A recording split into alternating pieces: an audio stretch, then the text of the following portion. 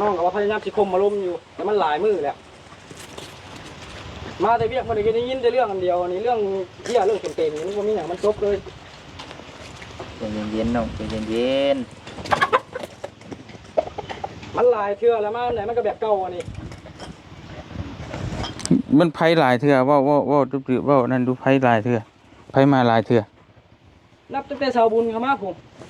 มาเรื่องไหนบ่มีว่าสิบ่มีเรื่องอันให้มันปวดสมองเรื่องเรื่องชาตินี่ตั้งแต่ชาวบุญแล้วเข้ามามื้อแรกเลยว่าอย่างฉันจังที่อยู่เขาได้ให้เราเอาซะแต่เต็งนี่ตัวคิดว่าเต็งมามีปัญหาบ่ตัวว่าได้ตัวลองว่าผมดูตรงๆบ่ตัวว่าเต็งมาจากไม่มาช่างปัญหาให้ตัวบ่เขาก็ว่ามันก็สิมีอยู่ในปัญหาได้มีปัญหาแบบใดเพราะว่ามันเคลียร์กันแล้วแหละมันก็น้องอยู่ใช้มันสบายใจน้องมันก็ง่ายแต่อันนี้แบบต้องการความกดดันนะเต็งบ่ได้กดดันแต่ว่าผู้ใหญ่เพิ่นก็บอกเต็งแบบนั้นตัวสิให้เต็งว่าได้ก็แบบนั้นแหละเขาเอิ้นกดดัน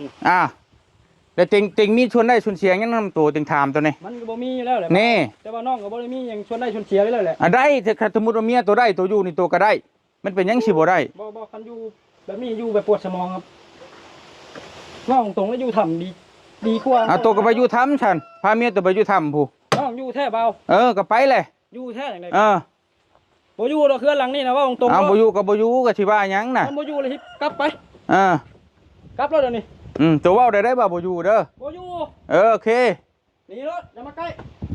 ติงบ่ได้อยากมาใกล้ตัวดอกนะมาก็มาให้แต่งฉันมานี่ติดคุยเรื่องดินนี่แล้วได้หมอนี่สร้างเป็นแท้นี่ติงมาคุยไก่เกลี่ยให้โตได้ไก่เกลี่ยเหี้ยอีกใจเย็นมันเทไปเมื่อหน้าได้อย่าในนี้มาเห็นมั้ยเนาะได้อันนี้คือเฮาบ่ได้มาอยากได้หยังเฮาบ่ได้มามีแต่เฮามาช่วยแต่ว่าเฮ็ดเฮาเฮ็ดใส่เฮาแบบนี้มันแบบว่ามันเฮาอ่ะน้องนุ่งนี่ที่ติงหักแพงโตคือน้องคือนุ่งแต่ว่า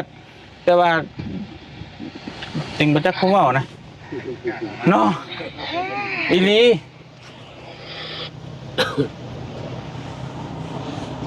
โอ้ยต้องเข้าใจเดี๋ยวคนเมื่อยมึนมาเมื่อไหร่กับความเก่ามาเมื่อไหร่ความเก่าเขายืนยันเลยดิบ่เขายืนยันว่าเขาไม่มีปัญหาบ่แม่นเขาเป็นพฤติกรรมและการกระทำเนาะอันนี้เอาบ่ได้ว่าเอาหรือว่าพ่อเฒ่าก็ได้เอาก็ได้เนาะทั้งเป็นลานเคยทั้งเป็นลานชายเนาะแต่ระหว่างเจ้ากับบ้าเตียงก็คือกันแต่ว่าพฤติกรรมและการกระทำมันแบบนี้แล้วคุณกับผู้มีบุญคุณเจ้าเข้าใจมันแบบนี้แล้วคุณกับผู้มีบุญคุณเนาะแบบยักตียักขาแบบ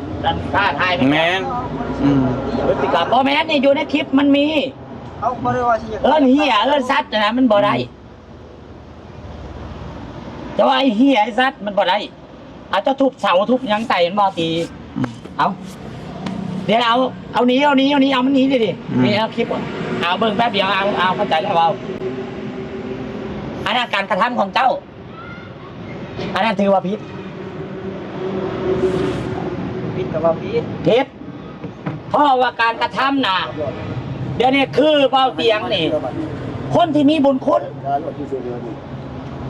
คนที่มีพระคุณมันคือการในชมระหว่างครอบครัวเจ้ากับครอบครัวเท่าไรนี่เพิ่นก็ซอยหมดทุกคนแต่มีหยังต้องคุยกันดีๆแม่นเฮาก็ต้องการคุยดีๆนะแต่ก็บ่ได้ว่าเป็นหยังคือข่อยนี่เป็นคนกลางต้องเว้าว่าไผผิดไผถูกต้องได้เว้าเบิดคำสิเว้ากับครอบครัวนี่เนาะพี่น้องเอ้ยเฮ็ดดีบ่ได้ดีทำคุณบูชาโทษปวดสัตว์ได้บาปแท้ๆเนาะบ่าวเตียงนี่เนาะพี่น้องเอ้ยก่อนอื่นก็กราบทักทายสบายดี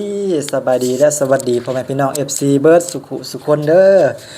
ยินดีต้อนรับทุกคนเข้าสู่ช่อง YouTube ของบาจิตแบนโคอีกแล้วเนาะก็คือบาจิตได้เลื่อนมาเห็นคลิปนี่เนาะคลิปของบาเตียงที่กำลังดูเดือดอยู่ในตอนนี้พี่น้องเอ้ยก็คือครอบครัวของบ่าวไลเนาะเกิดความวุ่นวายอีหยังกันก็บ่ฮู้เนาะบาจิตเห็นแล้วก็เสียความรู้สึกเนาะเสียความรู้สึกทางผู้ใหญ่เพิ่นที่อยากซอยเนาะ แล้วก็เสียความรู้สึกแทนบ่เตียงนํที่เพิ่นแบบตั้งใจอยากสิซอยอยากให้ได้อยากให้มีหั่นนะเนาะแต่กลับมาเฮ็ดโตนิสัยแบบนี้เนาะพี่น้องเอ้ยก็คือน้องไส้บ่เนาะอันนี้น้องไส้ผัวน้องตุ๊กนี่แหละเนาะพี่น้องเอ้ยน้องตุ๊กก็คือผู้น้อยๆนี่แหละเนาะผู้น้อยๆนี่แหละอายุ14-15 ปีนี่แหละตอนนี้ก็ท้องใหญ่เลยตั้งท้องเลยพี่น้องเอ้ยก็คือ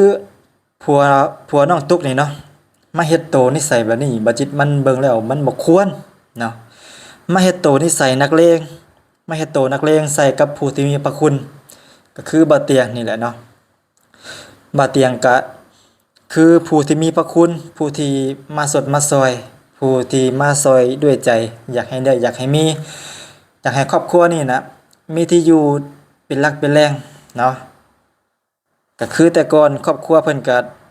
บ่ได้มีดินบ่ได้มีดอนดอกเนาะบ่ได้มีเรือนมีซ่านดีๆแบบนี้อยู่ก็คือบ่เตียงนี้มาซอยตั้งแต่ตอนเริ่มต้นเนาะจนฮอดปัจจุบันนี้ก็ยังมาซอยอยู่มาซอยไกลเกลี่ยเนาะเรื่องปัญหามันก็เกิดจากว่า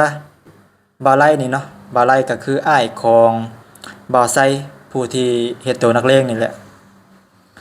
เพิ่นได้เอาเมียใหม่เข้ามาอยู่นํเนาะเอาเมียใหม่เข้ามาอยู่บ้านหลังนี้นํแล้วบ่จิตก็บ่ฮู้ว่ามันเกิดปัญหาอีหยังกันหรือบ่เนาะมันบ่เข้าที่เข้าทางกันหรือบ่มันเกิดความสร้างกันหรือบ่หรือว่าจังใดก็คือหลังจากที่บ่าวไร่เนาะได้เอาเมียใหม่เข้ามาอยู่ในเรือนหลังนี้แล้วหลังจากที่เมียใหม่ของบ่าวไร่เข้ามาอยู่เรือนหลังนี้แล้วน้องตุ๊กกับผัวก็พากันไปอยู่กระท่อมบัดนี้มันเกิดปัญหากันหรือบ่อันนี้บ่จิตก็ยังบ่ฮู้เนาะและที่นี่บ่เตียงก็เข้ามาเคลียร์ให้เข้ามาไกล่เกลี่ยให้เนาะทางผู้ใหญ่เพิ่นเห็นเพิ่นก็บอกให้บ่เตียงเข้ามาเคลียร์ให้เข้ามาไกล่เกลี่ยให้อยากให้อยู่นํกันเนาะเพราะว่าเรือนหลังนี้ผู้ใหญ่เพิ่นสร้างให้ก็บ่แม่นหลังน้อยๆพี่น้องเอ้ยหลังบักใหญ่เนาะแล้วก็มี2ห้อง2ห้อง2ครอบครัวสิอยู่นํกันบ่ได้บ่เนาะเป็นพี่เป็นน้องกันบ่เตียงก็อยากให้ฮักอยากให้แพงกันเนาะทางผู้ใหญ่เพิ่นก็อยากให้ฮักอยากให้แพงกันอยากให้อยู่นํกันก็เลยให้บ่เตียงเข้ามาเคลียร์ให้เนาะพอบ่เตียงเข้ามาเคลียร์ให้แล้วก็เกิดเหตุการณ์แบบนี้นะบ่จิตก็บ่ฮู้ว่าเพิ่นคิดอีหยังอยู่เนาะทางบ่าวไซผัวของน้องตุ๊กนี่มีเรือนดีๆอยู่แล้วก็คือบ่อยากอยู่เนาะอยากไปอยู่กระท่อมเห็นบ่เพิ่นว่าไปอยู่ถ้ำดีกว่าเพิ่นว่าเนาะโอ้บ่จิตบ่จักสิว่าจังได๋เสียความรู้สึกอีหลีบ่จิตก็ได้ของขึ้นแทนเนาะของขึ้นแทนบ่เตียงเว้าได้จังได๋เนาะเว้าเฮ็ดโตนักเลงว่าซี่เว้าเหี้ยบ่ซัดใส่ผู้ที่มีพระคุณนะพี่น้องเอ้ยมันบ่สมควรอย่างแฮงบ่เตียงเพิ่นเห็นครอบครัวนี่นะเพิ่นก็สงสารเนาะเพิ่นอยากซอยก็คือบ่าวไร่บ่าวไส้นี่นะเพิ่นก็เห็นเป็นน้องชายแท้ๆอยากซอยอยากให้ได้อยากให้มีอยากให้ฮักอยากให้แพงกันเนาะอยากให้อยู่นำกันอยากให้สามัคคีกันเพราะว่าผู้ใหญ่เพิ่นสร้างให้แล้วเนาะสร้างเรือนให้อยู่แล้วซื้อดินให้อยู่แล้วนี่นะอยากให้อยู่นำกันบัดนี้แต่ว่าบ่าวไส้ผัวของน้องตุ๊กนี่บ่ฮู้ว่ามีปัญหาอีหยังกันหรือบ่ก็คือพาเมียก็คือน้องตุ๊กนี่เนาะกำลังตั้งครรภ์อยู่ไปนอนกระท่อมก็คือผู้ใหญ่เพิ่นเห็นน้องตุ๊กนี่นะกำลังท้องใหญ่อยู่เนาะกำลังตั้งครรภ์ก็อยากให้มานอนอยู่เฮือนใหญ่ก็เลยให้บ่เตียงมาเคลียร์ที่แรกบ่เตียงก็คนเครื่องคนของเข้าเฮือนใหญ่ไปแล้วเนาะแต่ว่ากลับมารอบนี้ก็ยังกลับไปนอนกระท่อมอยู่คือเก่าพี่น้องเอ้ยบ่เตียงก็มันเป็นหยังเนาะมันเกิดปัญหาหยังขึ้นคือได้กลับมานอนอยู่กระท่อมคือเก่าหั่นนะเนาะแล้วก็เกิดเหตุการณ์แบบนี้ขึ้นเลยเนาะพี่น้องเอ้ยบ่จิตก็บ่ฮู้ว่าบ่าวไซเพิ่นคิดอีหยังอยู่เนาะพี่น้องเอ้ยตอนที่ยังบ่ทันได้ตอนที่ยังบ่ทันมีก็เว้าดีเนาะ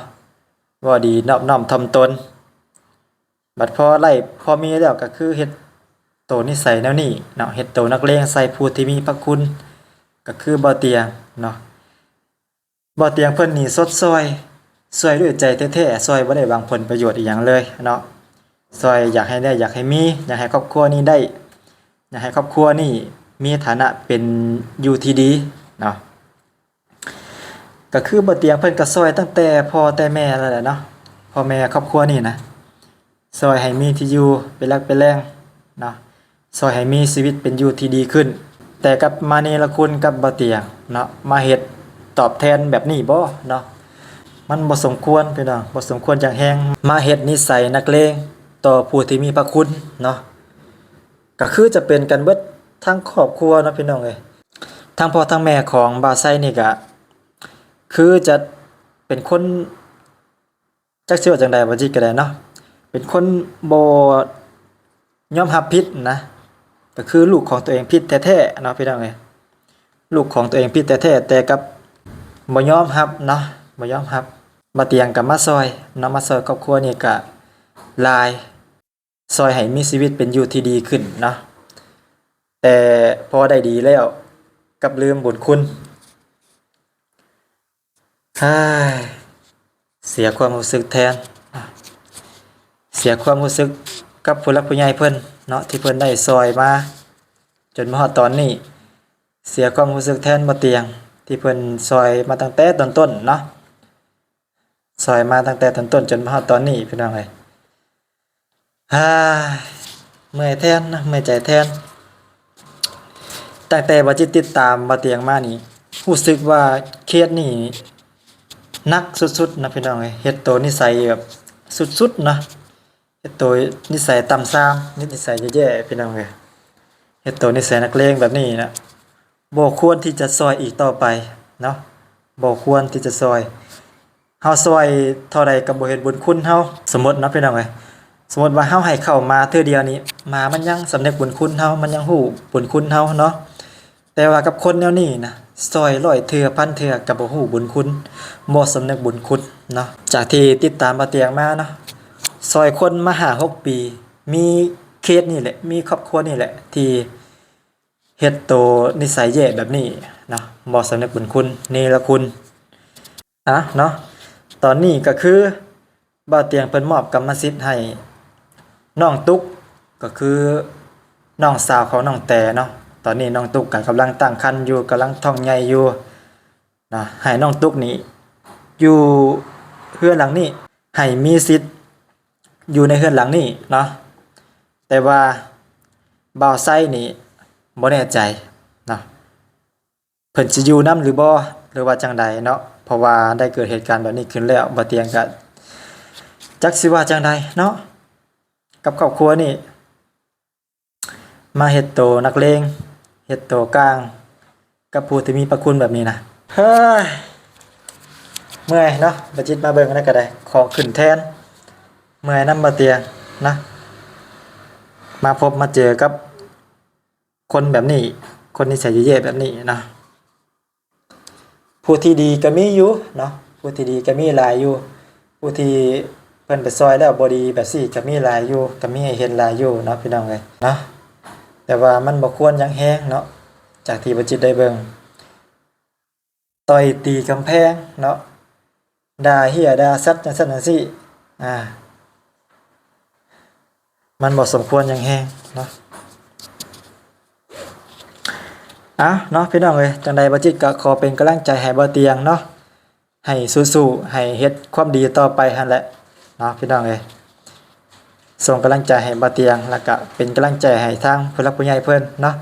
ที่เพิ่นตั้งใจอยากซอยแท้ๆหั่นนะแต่กับซอยผิดครอบครัวเนาะซอยครอบครัวแบบนี้นี่ป้าให้เพิ่นอยู่กระท่อมน้อยๆแบบเก่าน่ะดีแล้วเนาะบ่น่าซอยครอบครัวแนวนี้สำหรับคลิปนี้เนาะถ้าว่าบัจิตว่าผิดพลาดประการใดก็ต้องขอโทษขออภัยนำหลายๆเนาะจากที่บัจิตได้เบิ่งก็จะเป็นประมาณนี้นะพี่น้องเอ้ยบ่สมควรที่จะซอยเนาะครอบครัวแบบนี้สำหรับคลิปนี้บัจิตก็สิได้ขอตัวลาไปก่อนเด้อพี่น้องเอ้ยถ้าว่าผิดพลาดประการใดก็ต้องขอโทษขออภัยนำหลายๆเนาะโอเคสำหรับคลิปนี้บัจิตขอตัวคำว่าสบายดีขอตัวลาไปก่อนเด้อนะพี่น้องเอ้ย